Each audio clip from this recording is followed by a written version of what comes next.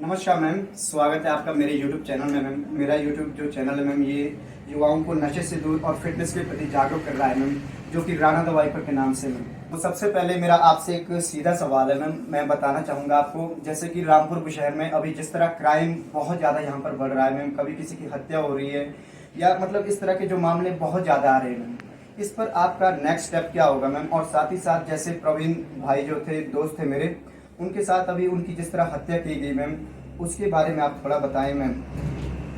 Basically अभी मैंने plan बनाया है कि हम अपनी पुलिस की जो प्रेजेंस है उसको बढ़ाएंगे।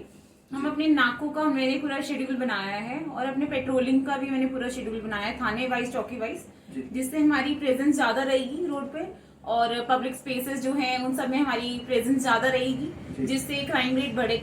जितना हमारा क्राइम रेट जो यहाँ पे बढ़ा हुआ है वो ऑलरेडी वो कम होगा। और बाकी जो अभी रिसेंटली हमारा जो केस हुआ था उसमें अभी हमारी इन्वेस्टिगेशन चल रही है। जब वो कंप्लीट होगी तो मैं आप लोग को अपडेट करूंगी उससे रिलेटेड। Okay ma'am. अभी जैसे आपके पास ऐसी कोई असुविधा तो नहीं हो रही मैम, जैसे कैमरे की ऐसी कोई व्यवस्था हो रही है मैम, या आप ऐसा चाहते हैं कि सरकार से ऐसी कोई डिमांड वगैरह है मैम?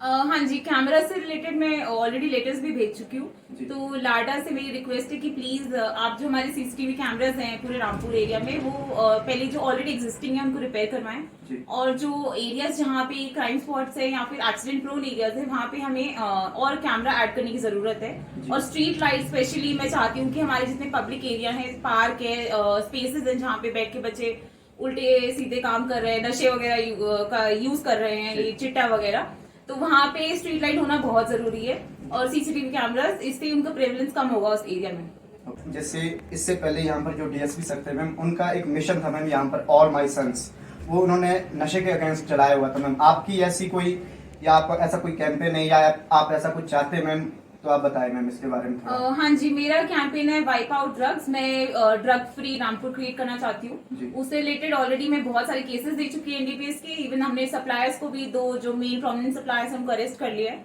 और बाकी जितने भी और बाकी छोटे छोटे जो ग्रुप्स अभी एग्जिस्टिंग हैं उन पे भी हमारी पूरी फोकस है। उन पे हम अपने इंटेल सोर्सेज बना रहे हैं और पूरा अच्छे से उनको वाइप आउट करेंगे रामपुर एरिया से हम लोग।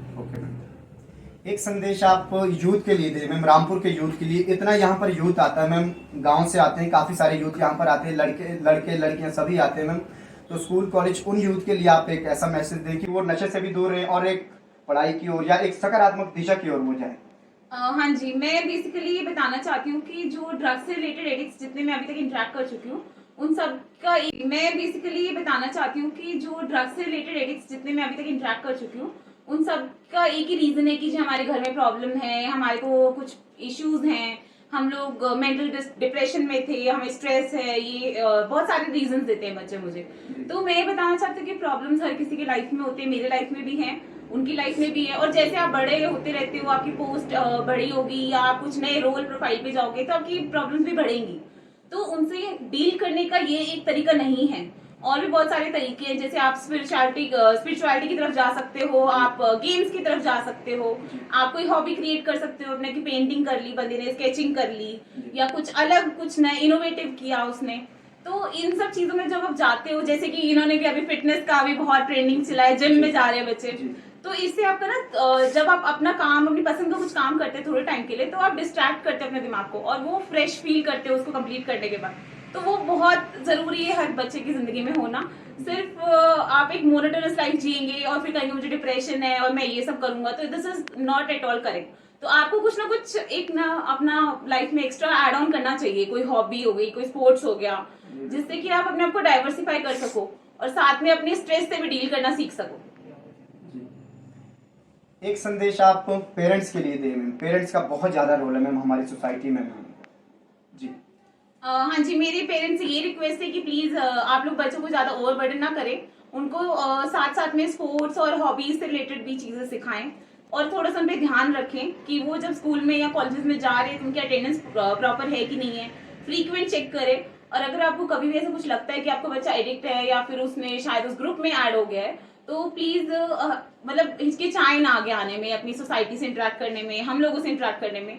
हम लोग हमेशा आप लोग की हेल्प करने के लिए यहाँ पे हैं, तो प्लीज आप लोग हमसे इंटरेक्ट करें, हम आपकी पूरी हेल्प करेंगे। जी, आप एक आईपीएस ऑफिसर है मैम, तो आप एक वुमेन के लिए आप प्रेरणा के स्रोत हैं मैम। आप उन गर्ल्स के लिए या हम युवाओं के लिए आप क्या संदेश देना चाहेंगे कि हम भी एक IAS ऑफिसर बन सकें मैम? हाँ जी, बेसिकली मुझे लगता है कि दो ही चीज़ें हैं इसमें। एक तो टाइम अपना इन्वेस्ट करना चाहिए। आपको जिस चीज़ में इंटरेस्ट है, जो आप बनना चाहते हैं, जो आपने अपने लिए टारगेट सेट किया है, तो जितना हम लोग टाइम इन्वेस्ट करते हैं उतना ही उससे रिलेटेड रिटर्न मिलता है हमें। तो आप अपना एक गोल सेट करें और उस पर उतना ही टाइम इन्वेस्ट करें। और दूसरा है अपने छोटे छोटे गोल सेट करना, कि हम जरूरी नहीं है कि 1 साल का या 15 साल का कोई गोल बना ले कि हम तो जी यहाँ पहुंच जाएंगे। आप अपने डेली, वीकली और मंथली गोल्स बनाएं और उनको अचीव करने के बारे में सोचें, तो तभी आप बड़े बड़े गोल्स अचीव कर पाएंगे। ओके मैम, यही बहुत है बहुत मेरा। thank you। हाँ जी, Okay, थैंक यू। जी।